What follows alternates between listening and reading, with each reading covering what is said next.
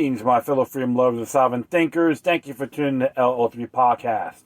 My name is Craig, transmitting from the beautiful swampy mangroves of South Florida, and today's date is Friday, December 18th, 2020.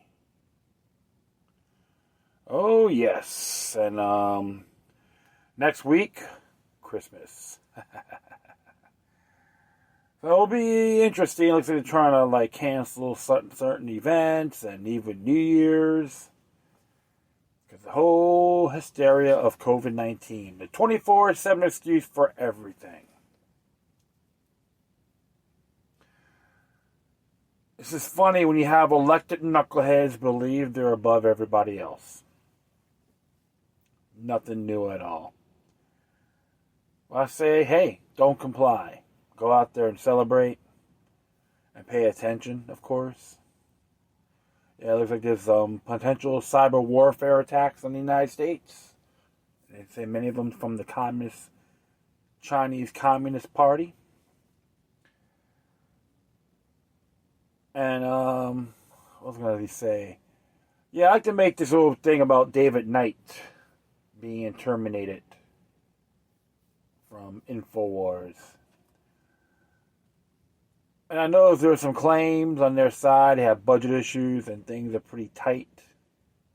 They weren't getting a bunch of revenue like it did many years ago due to the censorship and so forth. And I'm very disappointed in that decision. Because to be very frank, yeah, David Knight, he has his differences. I know he gets a little bit ticked off or highly annoyed at what's going on, especially with the whole COVID-19 ordeal. I can't blame him because everyone's emotions are different. I was listening to his last show. A friend of mine texted me and told me what was happening. He got fired, and I went to his tweet, and I'm like, wow. And of course, everyone has their differences with Alex Jones. Some of them call him a bootlicking Trumper. I know David Knight brought up Trump cults, which they do exist, and it's nothing new at all. He has the right to his own views. We're always going to have disagreements. I don't know what was said between them. I heard Alex Jones talked about how to lay him off or leave him. We love him. He can be a guest here anytime. And to be very frank, the man had a real solid following. When I first heard him, I appreciate his content. Doesn't mean I don't agree with him on everything. Like all of us, okay? Which is fine. That's what's human nature. Sometimes we could clarify or exhibit ourselves better. It does occur. I can admit that myself.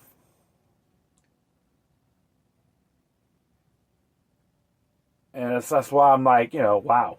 I heard his, like I said, I heard his show. Last night, and it was very good. And he's always been persistent. He don't like what's going on. He's very disturbed. He don't want to see our republic go to turmoil. Like all of us. We don't want to witness it ourselves. That's how, and I believe in good faith. We haven't really heard Mr. Knight's own words, just those little brief areas. And hopefully when that time comes, he can address all his side of the story.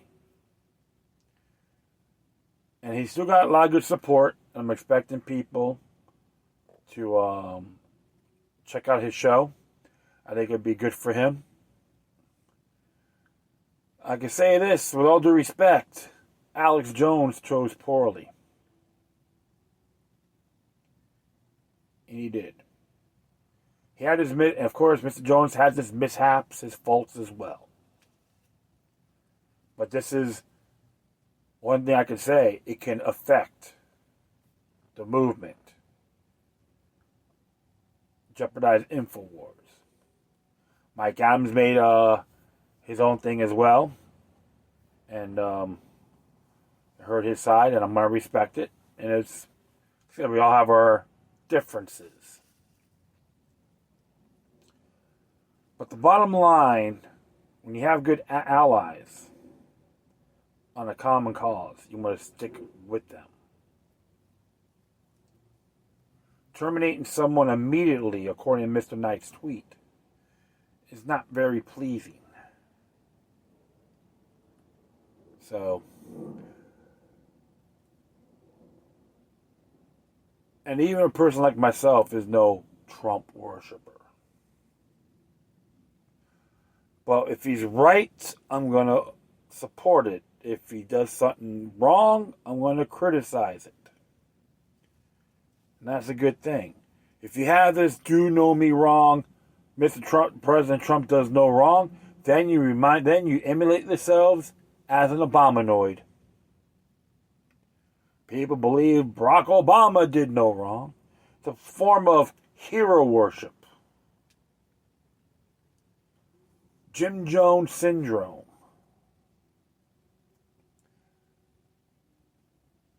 And hey, like I said, it's a big major black eye Infowars may have done. I'm not knocking the other reporters, like they have their good and bad. It's just the human element. But this is a big division right now. Hopefully things will heal up, patch it. Because I know even at times in the past, Jack Blood had his issues, and so did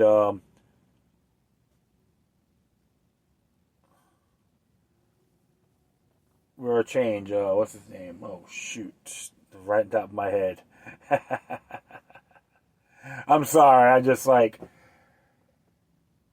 always forget these names, but it'll come up to me anytime. It's just very shameful, very morose. That's the word, morose, and highly disappointed. Highly disappointed. That'll be my intake on it. So hey, if Mr. Knight gets his up thing going, even if it was a shoestring budget podcast, do it. And folks, I encourage you to support this man at the best of your ability. And I believe he'll do fine. He's got to recoup himself and learn from his falters too, like we all do. It's always good to review yourselves. I do it a great amount of time, and trust me, you'll feel a lot better. Okay, so always learn to improve yourself. And I know I digressed here, but that's just how I feel. And it is, like I said before, absolutely morose and a letdown. And I say that in good faith. Hopefully, we got bigger. We need to all stick together, one way or the other. Luke Rudkowski, right? Yeah. Luke Rudkowski, that's his name. Had his ordeal with Alex Jones. And so did the late great Bill Cooper. He was very a harsh critic towards this man. And that will be it on that scenario. All right, well, we're going to talk about a few things. What's going on in Georgia? Came out from the Epoch Times. Georgia warned counties not to grant open record requests for voting software. Memo. This is by Simon VZ. Let's see what they have to say about this. Georgia Elections Director in November sent a memo warning counties that voting machine software was not subject to open records requests, as public demand was growing for transparency over Dominion voting system software. Ooh, sorry about that. And other electronic poll worker data. Interesting. Multiple counties have reported receiving open records requests asking for data information such as copies of original software for their voting equipment, copies of any soft patches performed on Dominion voting machines in the state of Georgia prior to the November 3rd, 2020 election, as well as copies of any thumb drives provided to you containing software or software updates, states the memo from Chris Harvey, Georgia Elections Division Director. Can we say impeachment? Damn straight. If they do elect these people.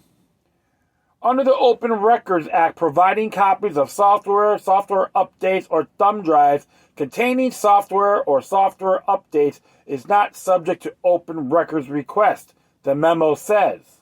In addition, information that could harm the security of election equipment cannot be provided. The memo was made public on December 17th by a legal voter integrity campaigner.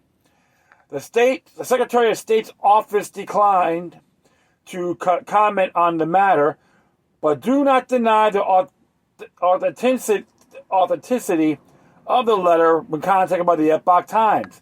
It was sent to county election officials and county registrars.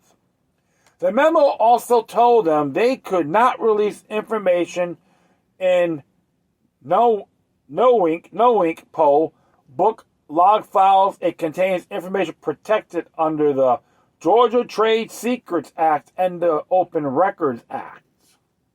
The memo cites Georgia law which state documents or information that, if made public, would endanger the security of any voting system used or being considered for use in the state, or any component thereof, including but not limited to electronic ballot markers, DREs, ballot scanners, poll books, and software or databases used for voter registration, shall not be open for public inspection except upon of a court of competent jurisdiction. Those who are convinced in election irregularities in the state have been frustrated by the reluctance of state officials, including Republican Secretary of State Brad Raffensperger and Republican Governor Brian Kemp, to scrutinize the voting process more closely. Georgia's House Speaker on Thursday announced that he's seeking to replace the state's top election official amid a barrage of criticism from the GOP, President Donald Trump, and a bevy of state lawmakers. Georgia's House Speaker David Ralston, a Republican, told reporters in Atlanta that he's going to try to get a constitutional amendment passed that would take the power to select the Secretary of State from voters and give it to legislators. So it's interesting. So they don't want the people to vote for the Secretary of State. They'll have to give it to the legislators. Interesting there. I think it's time in Georgia that we look at an alternative way of electing our state Secretary of State. Ralston said at a press conference, "I'm dead serious about this. Issues of election security in the state are even more significant due to the impending runoff election that will settle the balance of power in the U.S. Senate." After resisting the notion for some time, Raffensperger announced on December 17th that the state will be conducting a statewide check of signatures on all mail-in ballots in all 159 counties. Raffensperger asked researchers at the University of Georgia School of Public and International Affairs to conduct the check, including randomized signature match study of election materials handed at the county level in the November 3rd presidential election. Researchers also examined the county level processes used to match signatures on absentee ballots and their envelopes. Well. Can we say, what do you got anything to hide? And I'll be very frank. I know in Florida we do elect our Secretary of State. And the best thing to do when you see how your state Secretary of State achieves things on a constitutional basis. One, you study your state constitution, like in Atlanta, like in Georgia, and go to the Secretary of State's website. As long as he goes by the book. If he doesn't, then you get him on discrepancy points. It's interesting too because they have the audacity to hold off certain records. Well, if I just take the time to look at some of the look at that Article 4 of inspections, Georgia Code 50-18-71. And the title, Right of Access, Timing, Fees, Denial of Request, Impact of Electronic Records. And, of course, Section A, all records shall be open for personal inspection and copying except those which, by order of a court of this state or by law, are exempt from disclosure. Records shall be maintained by agency to the extent and in the manner required by Article 5 of this chapter. And, of course, got B1, and, of course, agency shall produce for inspection all records responsive to requests within a reasonable amount of time, not to exceed 3 business days of receipt of a request. Provided, however, that nothing in this chapter shall require agencies to produce records in response to requests if such records did not exist at the time of the request. In those instances where some but not all records are available within 3 business days, an agency shall make available that within period of those records that can be located and produced. In any instance where records are unavailable within 3 business days of receipt of the request and responsive records exist, the agency shall, within such a time period, provide the requester with a description of such records and a timeline for when the records will be available for inspection or copying, and provide responsive records or access thereto as soon as practicable. Alright, so that is interesting there. And you can read this thing in its whole entirety. And it's funny because there's certain things may be highly sensitive. That's one thing. But based on these records for elections, they under federal law, they have to hold it for 22 months. They can't destroy it.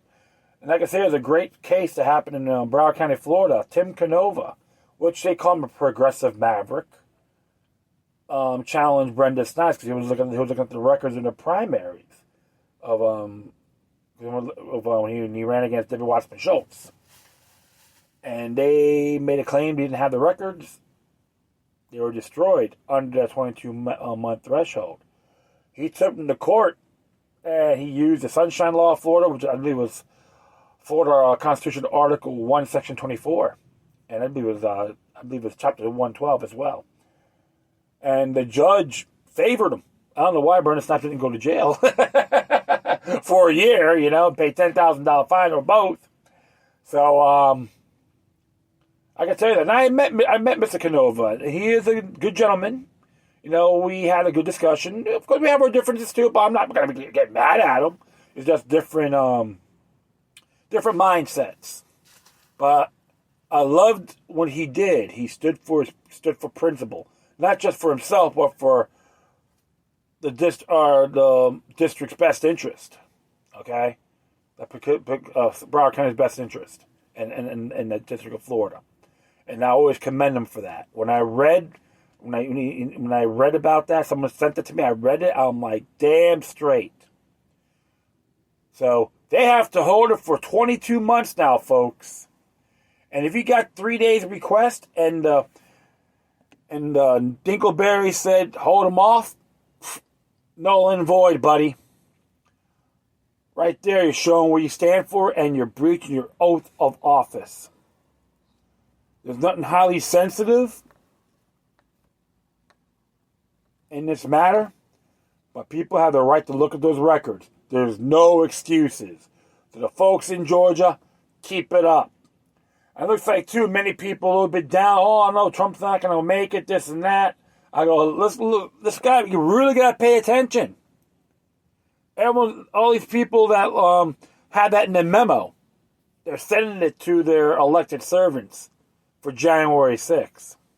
We know, like, dipshit, what's his name, excuse my language, a boy, old man wonder, McConnell, another poser. Good grief, I gotta get rid of these clowns, you know?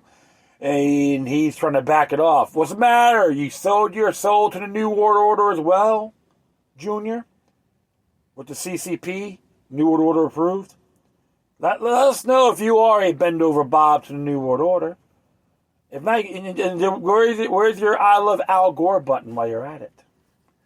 Okay, don't worry. I did the same thing to Rick Perry. I bullhorned him too. So I don't want to go out of context here. So, but hey, they're being exposed for what they are. All right, so it's got to be blow back in their faces. Well, all right. Well, that's it for that. I'm going to hit this next one here. Greenwald calls same as Bob Parry's in 1995. And this was came out today, by George Loria. It says here, when asked why he started Consortium News now 25 years ago, the late Robert Parry said he got fed up with the resistance he faced from editors at the Associated Press and Newsweek who put obstacles in the way of his stories. Often of a great national significance, the AP refused to publish his story, naming Oliver North, explaining his crucial role in the Iran-Contra scandal. It was only published after it inadvertently went out on the AP Spanish language wire. One editor at Newsweek told him asking certain tough questions of U.S. officials was not for the good for the country. The facts Parry unearthed went too far in exposing the dark side of American power. His editor was speaking, of course, about what was just for the good of the ruler of the country, not the rest of us. So Bob quit corporate journalism and created a consortium for journalists who ran up against similar obstruction from their editors, a place for them to publish what they would not get published in the mainstream. In the last article Parry ever wrote, he described why he started Consortium News.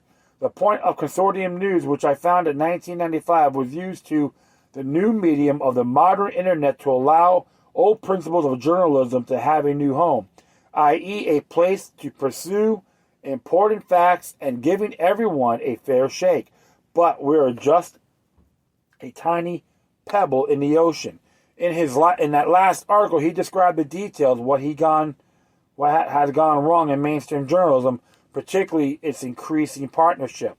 The trend of using journalism as just another front in no-hold-barred political warfare continued, with Democrats and liberals adapting to the successful techniques pioneered mostly by Republicans and by well-heeled conservatives.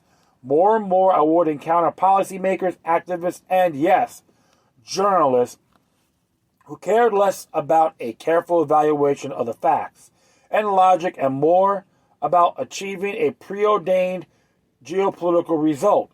And this loss of objective standards reached deeply in the most of the prestigious halls of American media. This perversion of principles, twisting information to fit a desired conclusion, became the modus vivendi of American politics and journalism. And those of us who insisted on defending the journalistic principles of skepticism and even-handedness were increasingly shunned by our colleagues, a hostility that first emerged on the right and among neoconservatives, but eventually sucked into the progressive world as well. Everything became information warfare. Go to Greenwald. 25 years later, Glenn Greenwald quit The Intercept because, as the Associated Press did to Bob Parry, his editors spiked a history they thought was not for the good of their preferred presidential candidate. In announcing his resignation, Greenwald revealed that he is intending to start a new publication very much with the aim of Bob Parry's. Greenwald wrote, "Prior to the extraordinary experience of being censored, my own news outlet, I had already been exploring the possibility of creating a new media outlet. I have spent a couple of months in active discussions with some of the most interesting, independent, and vibrant journalists, writers, and commentators across the political spectrum about the feasibility of securing financing for a new outlet that would be designed to combat these trends. The aim of this publication, Greenwald wrote, would be a tackle to the exact problem that Parry had described, which since his death in January 2018 has only grown worse. Greenwald wrote, American media is gripped in a polarized cultural war that is forcing journalism to conform to tribal, groupthink narratives that are often divorced from the truth and cater to perspectives that are not reflective of the broader public, but instead a minority of hyper-partisan elites. The need to conform to highly restrictive artificial cultural narratives and partisan identities has created a repressive and illiberal environment in which vast swaths of news and reporting either do not happen or presented through the most skewed and reality detached lens. With nearly all major media institutions captured to some degree by this dynamic, a deep need exists for media that is untethered and free to transgress the boundaries of this polarized cultural war and address a demand from public that is starved for media that doesn't display for a side but instead pursues lines of reporting, thought, and inquiry, wherever they lead, without fear of violating cultural pieties or elite orthodoxies. Consortium News was the very first independent news site in the vein that Greenwald describes, and after a quarter of a century is still going. We have always been funded by our readers, but there's lots of competition. The Intercept, founded by a billionaire, for instance, is asking $900,000 in its year's end fund drive. Our fundraising growth is much more modest. We hope to expand, adding writers and editors to engage in special projects, but we are asking for the bare minimum. Keep operating the original independent news site. So make a fully tax-deductible donation to Consortium News today. And you could got PayPal, and you could hit the donation button and all that. So, no, and he's right. They're right. And that's why always, take time reading these things. And I'll be very honest. I just every time I read a mainstream media newspaper article, a lot of times I just laugh. I'm sorry. It's just drama and discrepancies and trying to be more like tribalistic, political tribalism and all that, faction rhetoric. And that doesn't really arouse me by any way. It doesn't find it intriguing. And this is why when Glenn Greenwald, you can say whatever you want about him. I do respect his work, even with The Intercept. Okay? And that man, he's pro free speech and freedom of the press. That's the kind of person you want on your side. This is why, folks, it's okay to toss our differences aside and focus on a common cause. Common interest is good. We can build on that and share, network, and execute. I think Glenn Greenwald's going to do good. He don't need them. See, that's Intercept's lost. I haven't really read stuff from the Intercept after that. I don't need censorship, red tape. I want just facts. Have a merited viewpoint. That's why you see 6 corporations now run newspapers. Please. And garbage media on TV. Come on. Get a grip. Get real. People are waking up, by the way, so it's a lot more inspiring. And of course, always got to question everything, right? All right, one more here from the Mises Institute. This one is entitled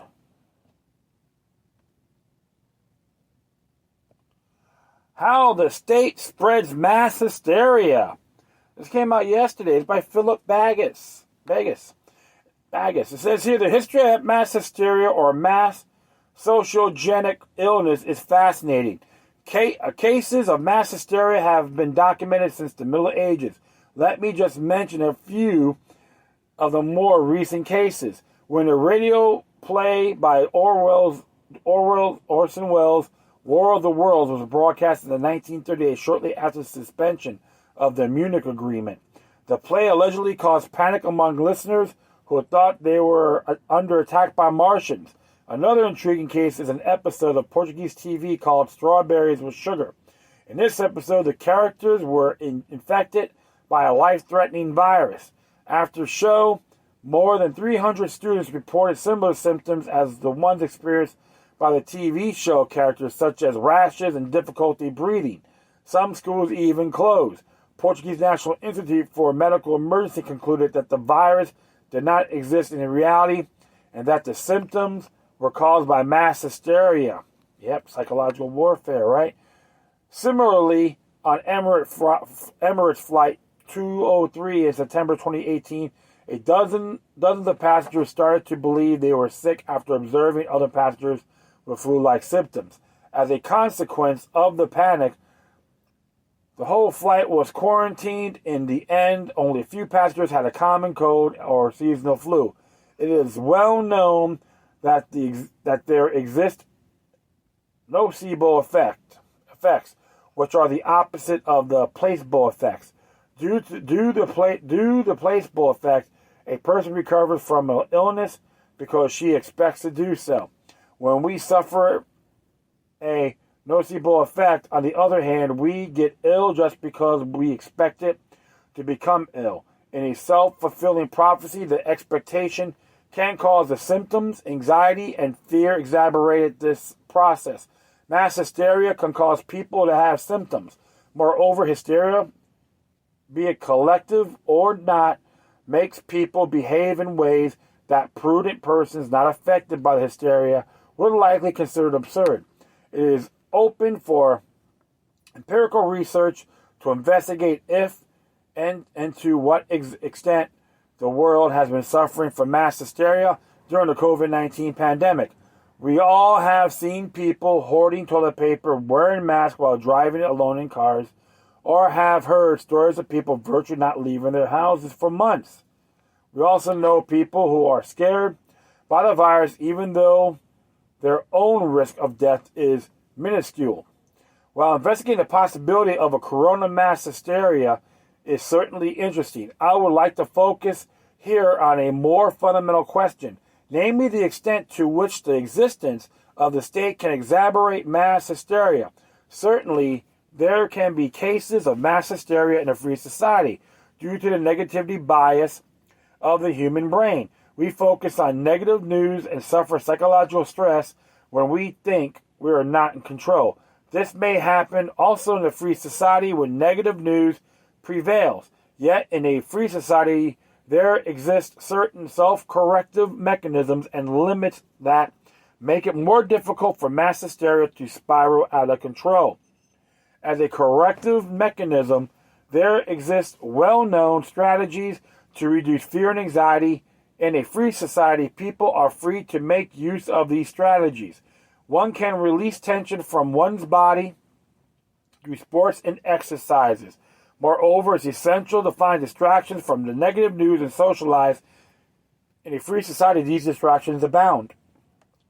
It is true that hysteria can lead people to inflict enormous harm on themselves and others. Yet, in a free society, there exists an essential limit to the havoc caused by mass hysteria, and this limit is a private property right. In a free society, mass hysteria cannot be led to a massive violation of private property rights by the state simply because the state does not exist. Moreover, while anyone in a health hysteria may voluntarily close his business, wear a mask, or stay at home, In a free society, no one can force others who do not succumb to the hysteria to close their businesses, wear a mask, or quarantine. A small minority who continue to live their normal lives and are free to do so can be a wake-up call to those who succumb to mass hysteria, especially the borderline cases. Imagine that a small group of people continues to go shopping, to work, to breathe freely, to meet with friends and family, and that they do not die. Others may then follow their example, and the group of hysterics shrinks. While destruction inflicted by mass hysteria is limited by private property rights in a free society, such limits do not exist when there is a state. Indeed, a well-organized group that has succumbed to mass hysteria may get control of the state apparatus and impose measures on the rest of the population and inflict untold harm. The possibility of mass hysteria is an important reason why the institution of the state is so dangerous. Moreover, while in a free society, there are mechanisms that reduce mass panics. Mass hysteria can be exacerbated by the state for several reasons. The state and, as in case of the COVID-19 epidemic, does prohibit and diminish those activities and reduce fear and anxiety, such as sports and diversion. The state actually fosters social isolation, contributing to anxiety and psychological strain, ingredients that spur mass hysteria. Second, the state takes a centralized approach to dealing with the source of the hysteria, in our case, the perceived threat of a virus. The state imposes a solution, and in consequence, there is no or very reduced experimentation to solve the problem. People who have not succumbed to the hysteria and imposed the state's approach are suppressed. They cannot demonstrate alternative ways to confront the crisis because these alternative ways are prohibited by the state. And as a consequence, groupthink increases and the hysteria feeds itself, as no alternatives are shown to people. Third, in the state, the media is often politicized. News outlets and social media platforms have close relationships with the state. Media outlets may directly owned by the state, as are public TV channels. They may need state licenses to operate. They may look for the goodwill of state agencies or may simply be staffed with the people who were educated in state schools. These news agencies and social media platforms engage in massive negative news campaigns, intentionally scare people, and suppress alternative information. If people listen to, watch, or read negative and one-sided stories all day, their psychological stress and anxiety increases. Mass hysteria sponsored by the biased media sector may run out of control. Fourth, negative news from an authoritative source is especially harmful for psychological health and produces anxiety. If there exists in society an institution of total power such as the state that intervenes in the lives of people from birth to death, the announcements of its representatives acquire weight. Many people attach great authority to these representatives and to the warnings of state institutions. So when a doctor such as Anthony Fauci speaks in the name of the state and tells the people to worry and wear a mask, it becomes easier for mass hysteria to develop than would be the case in a decentralized society. Fifth, the state sometimes actively wants to instill fear in the population, thereby contributing to the masking of mass hysteria. In fact, during the first months of the corona epidemic, an internal paper of the German Department of the Interior was leaked to the public.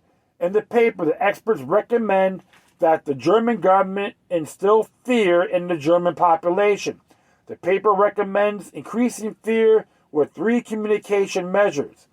First, the authorities should emphasize the breathing problems of COVID-19 patients because the human beings have a primordial fear of death by suffocation, which can easily trigger panic. Second, fear should not be instilled in children. Should also be instilled in children, Children could get infected easily when meeting with other children. They should be told when they in turn infected their parents and grandparents, these could suffer a distressful death at home. This measure intends to invoke feelings of guilt. Third, authorities should mention the possibility of unknown long-term irreversible damage after a corona infection and the possibility of the sudden deaths of people who were infected. All these measures were intended to increase fear in the population. Fear at the end is the foundation of every government's power. As H.L. Mencken put it, the whole aim of practical politics is to keep the populace alarmed and hence clamorous, to be led to safety by menacing it with endless series of hobgoblins, all of them imaginary. To sum it up, mass hysteria is possible in a free society, but there are self-correcting mechanisms. The harm such hysteria may inflict is limited by the enforcement of private property rights. The state amplifies and exacerbates mass panics, causing tremendous havoc. What are local, limited, and isolated outbreaks of mass hysteria in a free society the state can convert into a global mass hysteria? Unfortunately, there is no limit to the damage mass hysteria can do to life and liberty if it takes hold of the government. As the state does not respect private property, the unscrupulous violation of basic liberties during the corona epidemic is a case in point.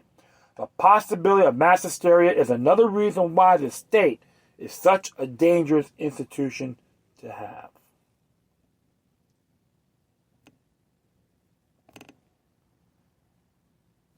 What can you say about that, my friends? Kio bono, who benefits? And I get this out here too, in the Hemorrhage District of Fort Lauderdale and other places. They will belly up and bend over to the system. That's a real damn shame. There's people I love and care about. I don't want to see them go under. But they just let everything, they let everything manifest. One-sided news. Instead of taking the initiative of learning things how to counter it. That's an example of her conformity.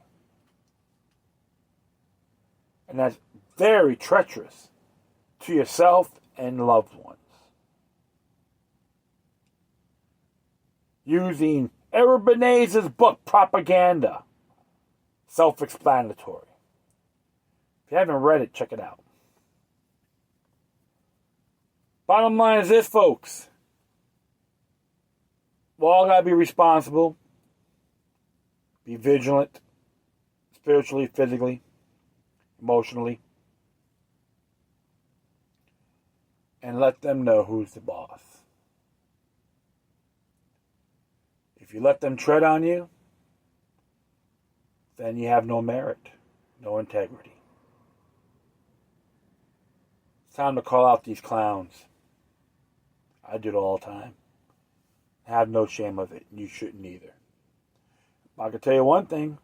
People are rising up. Giving them the big middle finger to those tyrannical snowflakes or saps. Let the ripple effect, domino effect begin. Blow back in their faces when we exercise liberty. And that will be it. Yeah, a little over 45 minutes. Sorry about that. I'd like to thank everyone for listening. Plus, feel free to download and share us throughout your social media networks. If you have any questions, comments, and you said something interesting you want to check out, whatever you do, please send your correspondence from Decorum. Furthermore, I will leave the footnotes of this episode on my Spreaker page.